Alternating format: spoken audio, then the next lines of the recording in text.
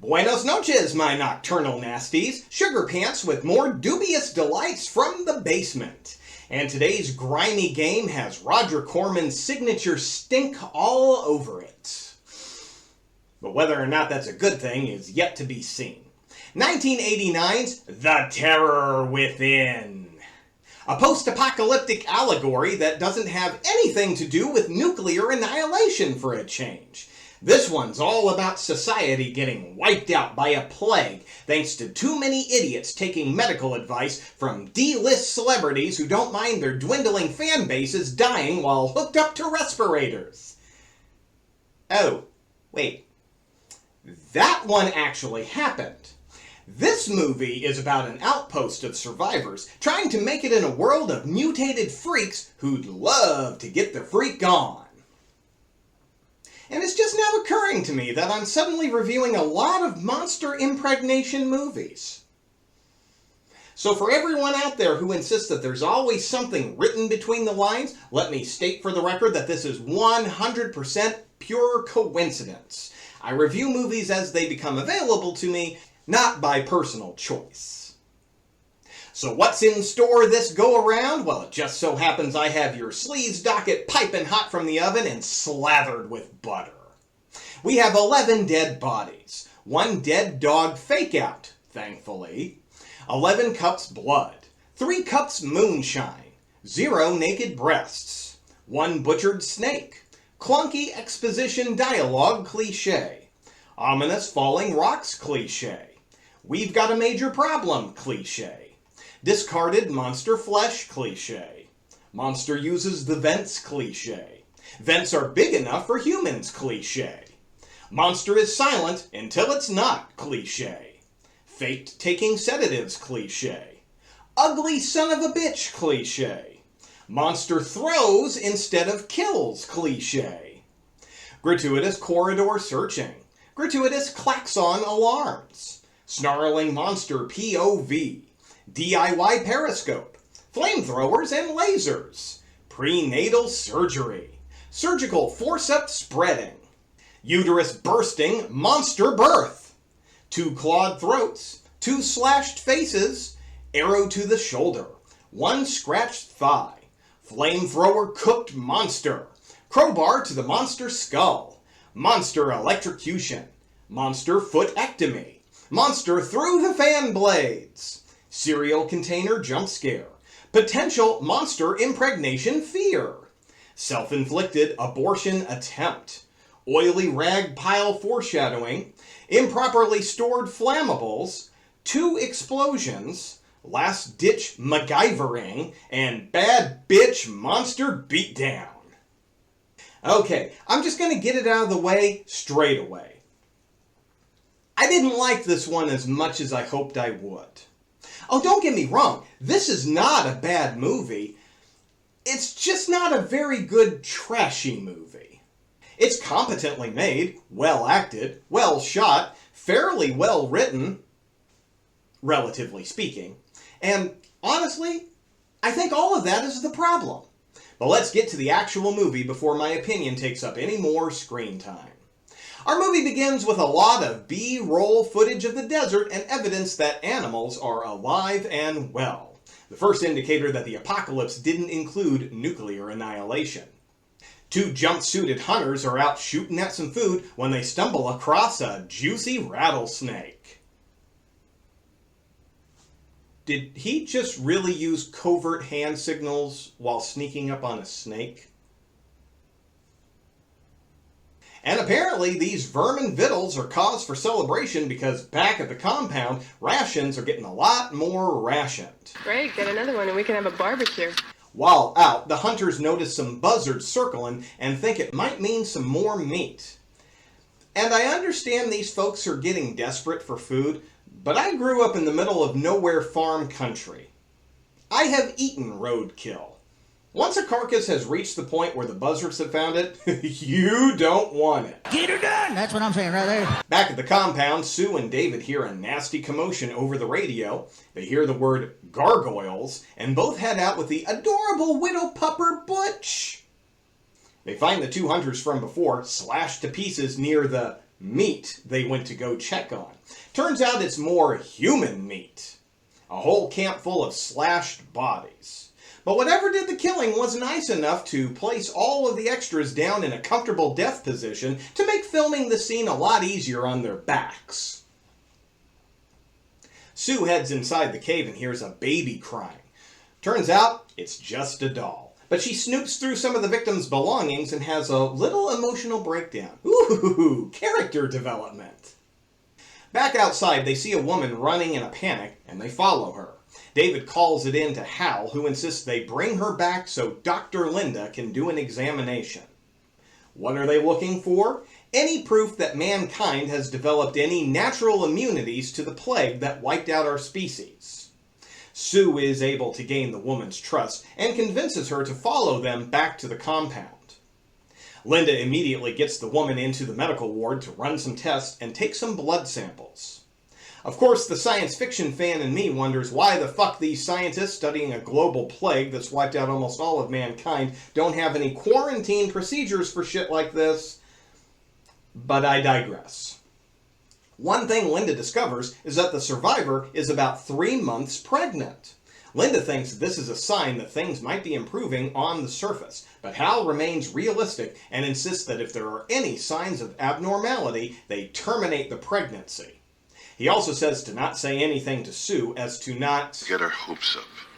Over in the bedroom, Sue and David are getting all chummy over some moonshine, and we find out that she's already snooped through the files and found out the new guest is pregnant. She's certain it's a sign of hope, but David wonders, what if it's not one of ours?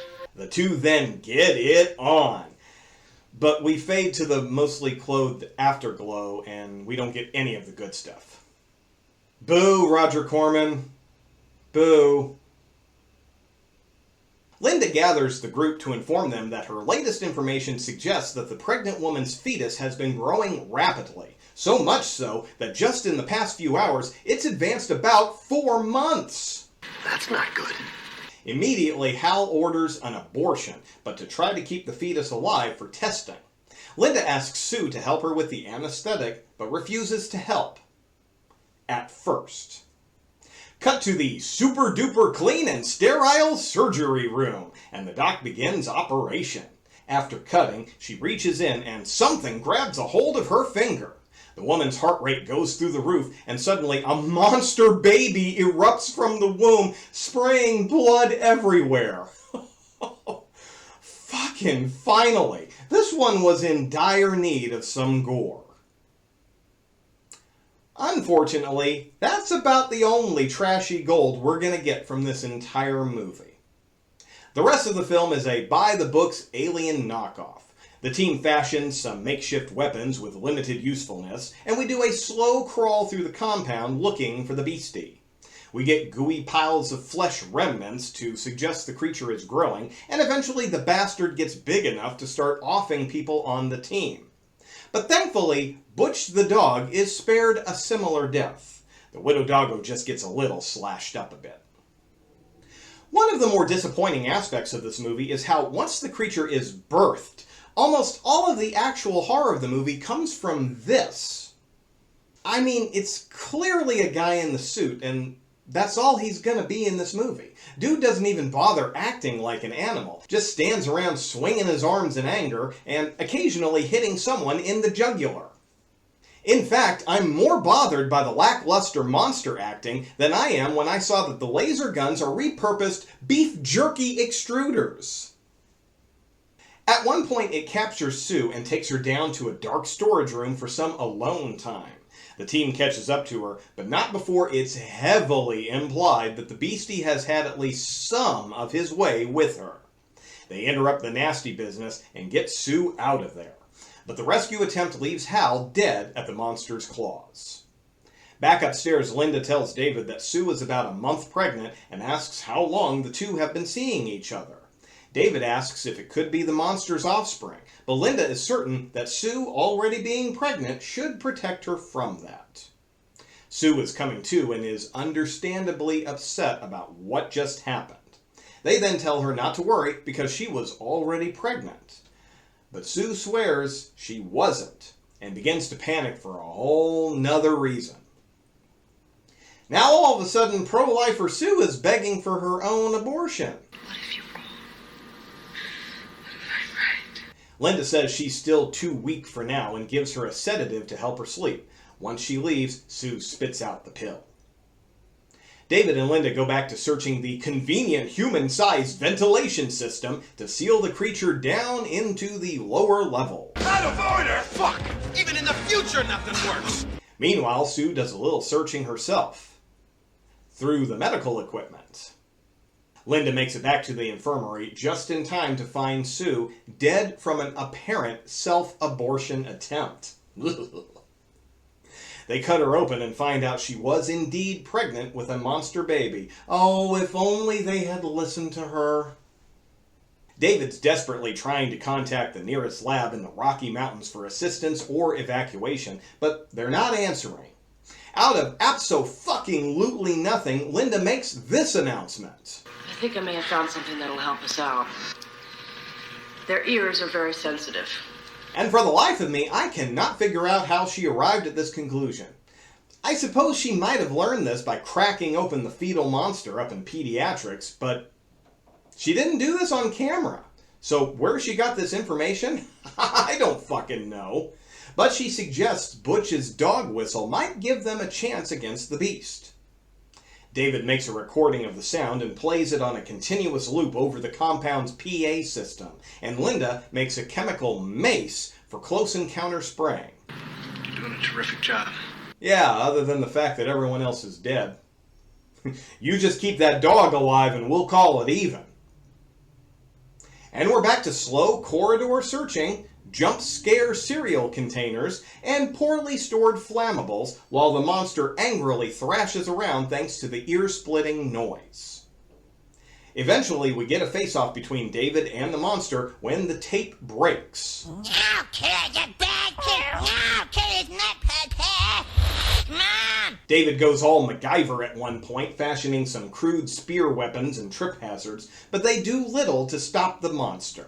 Thankfully, our hero's plot armor means the monster has stopped ripping flesh like tissue paper and just starts hucking David across the room. This gives Linda the chance to shine and starts bashing the shit out of the bastard. Bitch is hardcore. David lights it up with a flamethrower, then gives it the old Gordon Freeman special. But it's a horror movie in the 80s, so we all fucking know the monster ain't dead. We get this weird skin mutation segment, and the beast is back up on his feet. Finally, we get into the air vents. Linda zaps the monster, who falls down into the industrial fan below, and the creature is Mortal Kombated out of the movie for good. Fatality.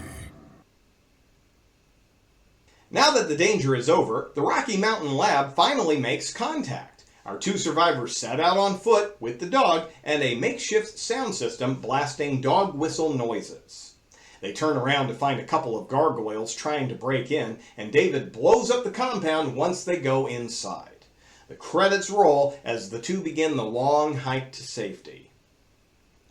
And that's The Terror Within, a movie that I really wanted to like, but just don't think I'll ever watch again.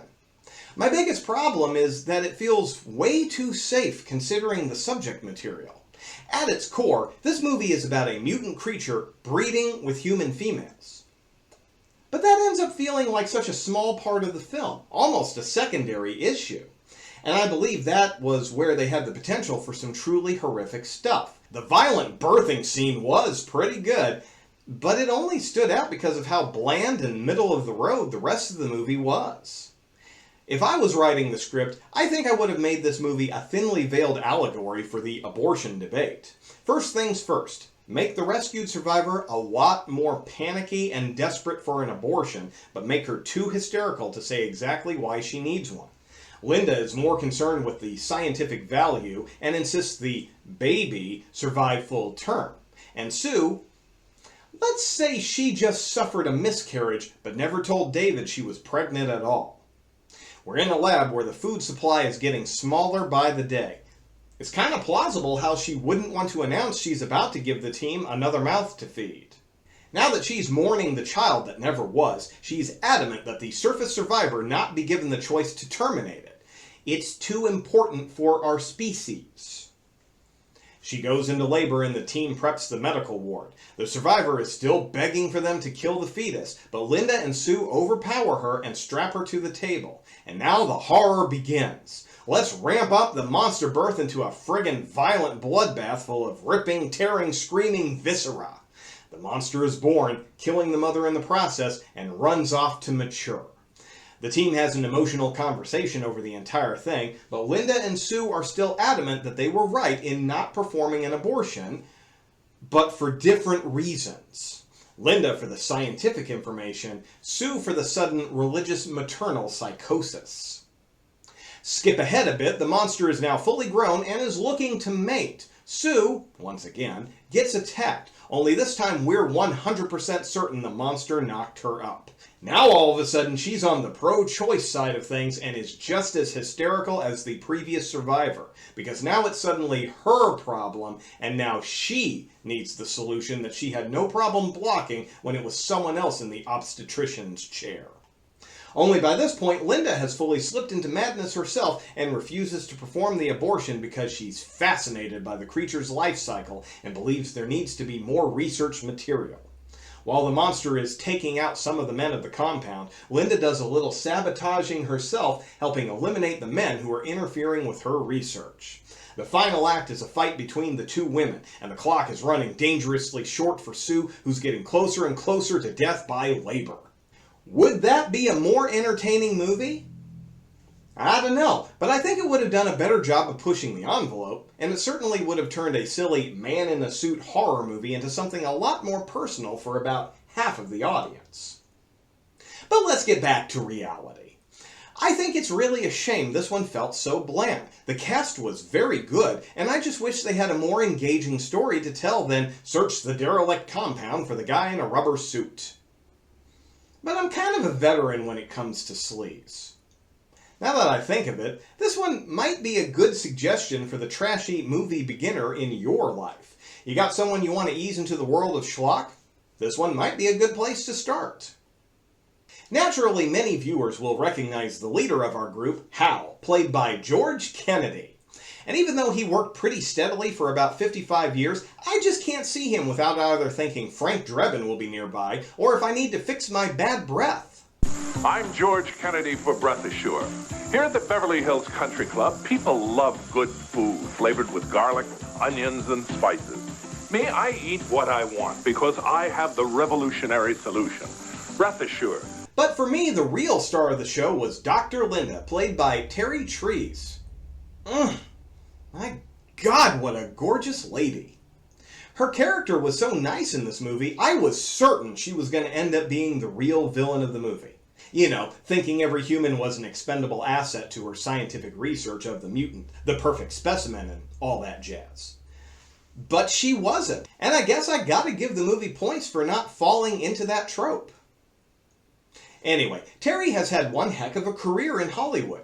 Actor, writer, director, producer. She's done quite a bit of stuff. Some of her higher profile acting gigs include The Nest, Deathstalker and the Warriors from Hell, Alien Nation, both the movie and the TV series, as well as a little musical movie starring Dolly Parton entitled The Best Little Whorehouse in Texas.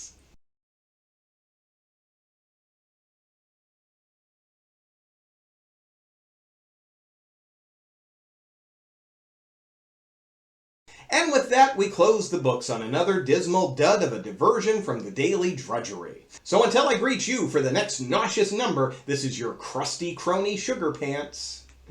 See you in your dreams.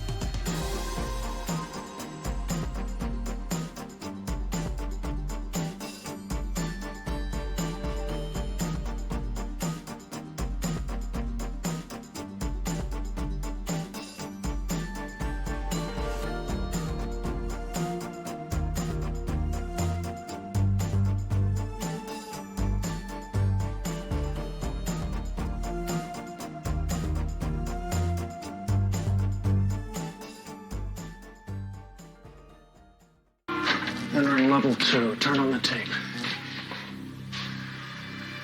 And Steve-O is here, but I truly am, no joke, sorry for the loss of your friend Ryan Dunn. I know you must have been thinking it could have been me, and I know we were all thinking, why wasn't it?